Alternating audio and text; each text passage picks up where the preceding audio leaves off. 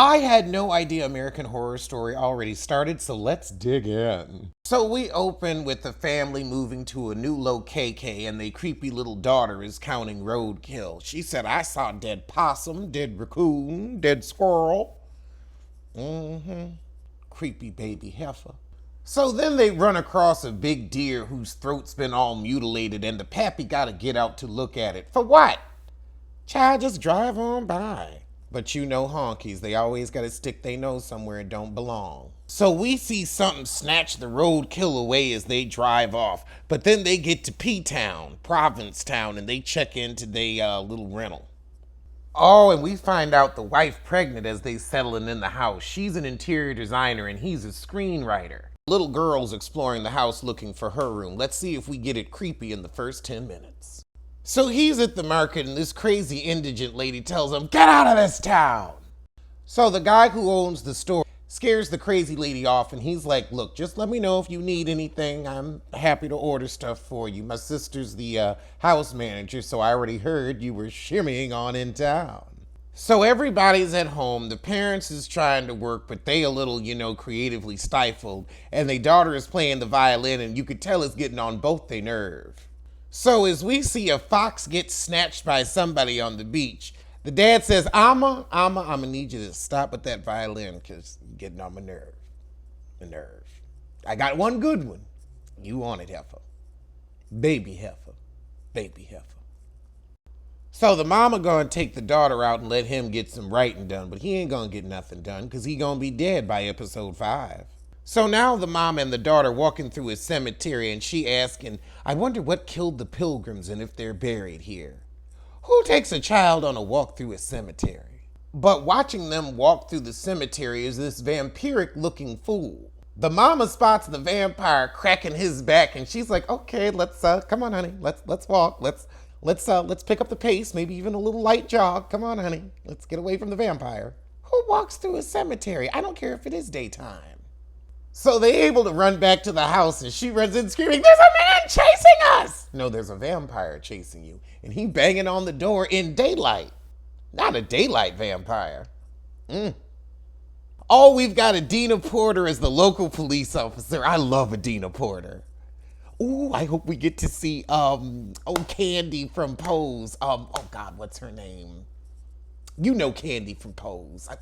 It'll come to me. This heifer keeps talking about Lyme disease, the wife, everything. Don't get Lyme. We're worried about Lyme. Keep covered up for the Lyme. That guy that was chasing us, he might have had Lyme. Lyme. Child, what about lemon? So the popo tell them they gonna be safe, and they say, all right, I guess we gonna stay. They did mention a murder of 5 people that was killed in their beds, but they said the pappy was involved in organized crime in Rhode Island, so it was probably a hit. But later that night, the pappy looks up those murders yet again, and it was an animalistic killing. However, while he's looking that up, the little girl goes to the window and sees 3 vampires outside on the floor giving a and she screamed. I'd scream too, shit. So the mama take the little girl to bed and he go downstairs and have himself a drink and try to get to writing because that page is still blank. You know what I'ma say, his butt in them gray sweatpants ain't looking that bad. But he going on a little run. He sees something and run down the beach towards it. But what? Oh goodness, it's 2 dead bodies of them damn vampires. They guts is spilling out. So he calls the police and they say maybe it was a great white that killed him. And he's like, great whites here in the winter? I thought they would go south for the summer. But he get home and he tell his wife, look, let's go out to dinner and celebrate life after the day I just had. He ain't tell her about the bodies, though.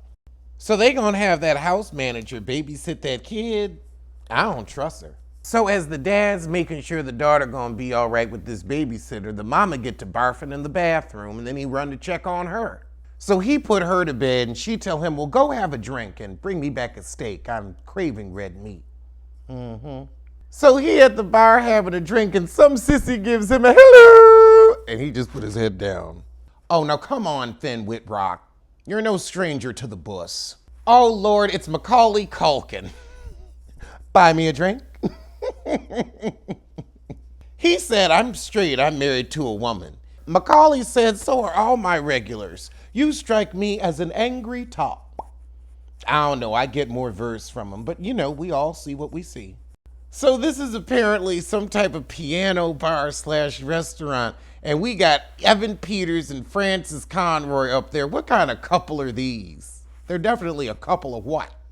So after their haunting rendition of Sail Away With Me, we back at the Heezy, and the heifer looking up Lyme disease, but then her phone rings. It was the husband calling to check on her. She said, I don't want that burger no more. I'm going to bed. I wish a burger could keep until the next morning like a chicken sandwich. So as this heifer falling asleep, we see there's like 8 vampires outside doing the... Back at the restaurant, the singing duo send a drink over to Finn Whitrock's table. I don't know what his character's name is. The actor's name is Finn. And I'm like, whose name is Finn? But he kind of cute. He's a good actor, so I let him live. So he goes over and introduces himself, and they're writers as well. And he's like, you could tell I was a writer. And they're like, who else moves out here for 3 months? So Evan Peters is a playwright with 3 Tonys and a Peabody. And Francis McConroy is Belle Noir, who's like some big deal writer too. And they say, oh, come drink with us. He's like, oh no, you're much too good. I'm not worthy. So they basically are crediting, this sleepy little town in the winter for their success. They're like, yeah, by spring, we've got a perfect product. And he said, I wish I could have some of that inspire because I'm constipated. And they said, oh no, just wait. Just wait, it'll come. Meanwhile, the tuberculosis crazy heifer comes in the restaurant. That's what they call it, the tuberculosis crazy heifer. It's something with TB. I think that she gives more of a Yersinia pestis tea. And she's also a pest, so Yersinia pestis might be more apropos. But nobody asked me. So tuberculosis heifer go over to the guy and say, look, I told you to get your monkey butt out of here, but you ain't listening. And stay away from these 2, they vampires. So Finn gets home. He sees his daughter Alma is asleep. So he has a cup of tea so he can get to writing. But before he does, he hears the window rattling. A window that's open. Vampires are in the house. Bum, bum, bum, bum, bum, bum. Vampires are in the house. Oh, vampires are in the house. They're in the house. I would rather have a mouse than have a vampire up in the house. In the house. But at least that house ain't off their mama like Candace's. And child, in the kitchen, it's a vampire skirmish. Child, they skirmishing, stumbling. Finn throw them on the table, but then them bones start snapping and popping and Kellogg's Rice Krispies. And then he gets him on the floor. Finn gets a coat rack and mashes that face in. He said, you ain't getting up. Not today. So, back at Francis Conroy and Evan Peters' house, we've got Macaulay Culkin asking if he can stay the night. It only cost an extra $40. He was a hoe in that movie, Party Monster. Okay, so she is a vampire and she's paying him to suck his blood. Oh, goodness. She said, look, I'll give you $300. I don't care about the sex. I want that type A. So after Macaulay Culkin donates his blood, apparently Frances makes a call, and she calls Typhoid Mary. Now, Typhoid Mary don't want to do whatever it is that Frances the vampire is telling her to do, but she gonna go on and do it, because she got 3 hours. Back at Finn Whitrock's house, they're taking the body out in a bag. This wife is sus. He's like, okay, look, let's go on and get out of Dodge. And she's like, oh, well, I still have a job here, but yeah, I guess we can leave. He's like, I thought you would want to leave. We could have died. Well, at least this first episode has been very fast-paced. So we get Tuberculosis Mary coming to the vampire's house, and Francis Conroy let her in. So it looks like she brought this vampire a baby. It sounds like a baby, but I don't think it's a baby. I think it's an odd baby. So Finn gets a call from Austin, and he says, oh, come on over. I got something that'll cure that writer's block. And he ain't written shit, so he heads on by. So he gets over to Evan Peters, and it's a beautiful lake house. But he offers him some pills and says, oh yeah, it'll help. It doesn't have a name, but it'll help. I ain't taking no nameless pills. So Evan Peters is acting really tweaky boo, telling him, oh, these magical pills. And Finn looks at him for a minute and then puts him on the table and heads on out. He like, no, I ain't trying to do no drugs right now. But Evan pick up them pills and say, a real writer would take them. Go on and give it a whirl. So he put the pills in his pocket and he keeps on going. So he gets home and his agent calls him and she's like, look, we need this show today, now. Today. So he go on and pop a little pill. See if he can chill. And write tonight. Oh, pop a little pill. See if you can chill. And write tonight. Baby, get right tonight. And it ends with the daughter seeing the daddy pop that pill. Well, let's get to episode 2. But first, we've got to get to love and hip hop. So we open the episode where the car is loaded and they're ready to go. Back to New York. But child, that pill popping, and he's getting them hot flashes. He's starting to see the script. Child, he says, get my computer out the back. I can see it clearly now. The block is gone. There's no constipate in my way. So the little heifer tell the mama she saw daddy take a pill and wants to know if she could take one too to get better at her violin. Mama's like, you fine. Lord, the mama gonna take one to try to get good at designing that baby just gonna gnaw through that womb. I call it. I'm calling it here. I'm calling it now. Oh, Lord. So daddy's gone full tweaky boo. Don't be mad at me because I found inspiration and you can't play Patagoni. She looking at her husband like, what? So she want to leave and he want to get to episode 2 and they get to arguing and he's like, why can't you just support me? You should go on and do this job. So later that night, the mama go to get some sandwiches and he grabs his and runs right back to the computer, takes a bite out of it, and then gets the barfy booze. Oh, them pills have turned you vamp. So the next morning, he's still writing and the wife come downstairs and look at, his little script. So the wife tries to get him to get something to eat and he's like, okay, I'm gonna go to the market. I ain't on speed. I'm gonna go to the market. But as he's walking, he sees one of them vampires just feeding on something in the middle of the road. So the vampire looks up at him and starts to charge. And then all of a sudden there's vampires everywhere. But then they sniff him and they're like, oh, he's one of us. And then they back off. Meanwhile, he don't know what's going on. So he makes it to the market and then realizes he wants some red meat. The guy who owns the market's like, right and going well all of a sudden. I thought you were heading out of town. But then tuberculosis Mary comes up to him and cusses him out for taking that pill. So he get home and starts draining the blood from the meat that he bought into some pitcher. Ooh. Then he puts the raw meat in the blender and drinks it. Ugh, goodness, I had to fast forward a bit. That was just, I'm not usually that squeamish, but ooh. They did a good job of grossing us out, I'll tell you that. Upstairs, the mama tell the daughter, look, your father's, kind of on one, but we gonna let him be inspired so that he can pay these bills. And the daughter asks again, can I take one of daddy's pills so I can play Paganini? And the mama says, ain't no pill for greatness. So he gets to writing again that night, and outside the house, we see the 2 vampires saying, oh yeah, those first few nights on the Muse are amazing. But he gonna have to get some real blood in his system. So the next morning, the wife is cutting some carrots trying to convince him to go home, and she accidentally cuts herself, and then he goes for the blood. He's like, that heifer looked like she ain't washed her hand. The wife is like, what are you doing? That hurts. Get off me. She's like, what the hell? You drinking blood? So the next day, Finn heads over to Evan Peters to get some more pills. So he asking Evan Peters, what's in those pills? So he tell him, I don't know who made it or what's in the pill, but it only works if you have talent. And if you're a hack, you turn into one of those vampire things. And Evan Peters tell him, oh, and by the way, you can stop taking the pill if you don't want to eat people, but you're not going to be able to write anymore. So he leaves and go home and tell his wife, we can go tomorrow morning. I'm sorry. This heifer said, I'm worried that you don't think I'm good enough to be a designer. You're not. All you talk about is what other people are doing on Instagram. There's no self-inspiration. However, his agent calls him and says, oh, Netflix offered you a deal. So they're jumping up and down. We're gonna be rich. We're gonna be rich. I don't know how much Netflix pay. They seem cheap to me.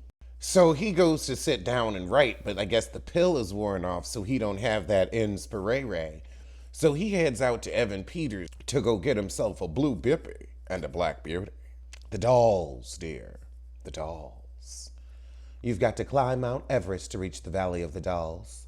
It's a brutal crime to reach that peak. You wait for the rush of exhilaration, but it doesn't come. Instead, you're alone. And the feeling of loneliness is overpowering.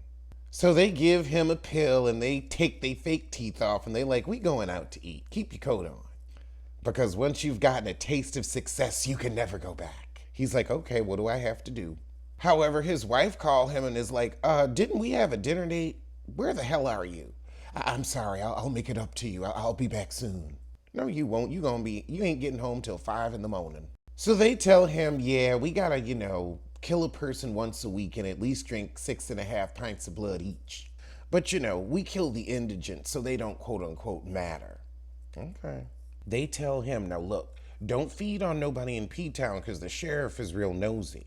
And make sure you keep your gloves on. You don't want to be leaving evidence. Back with Typhoid Mary, she's at Macaulay Culkin's shack, and they're settling in for the night. She thanks Macaulay for his kindness because nobody lets her sleep over when there's a cold snap but him because they think she's contagious. Well, you do have the typhoid and the cholera. So they decide to do some Tina.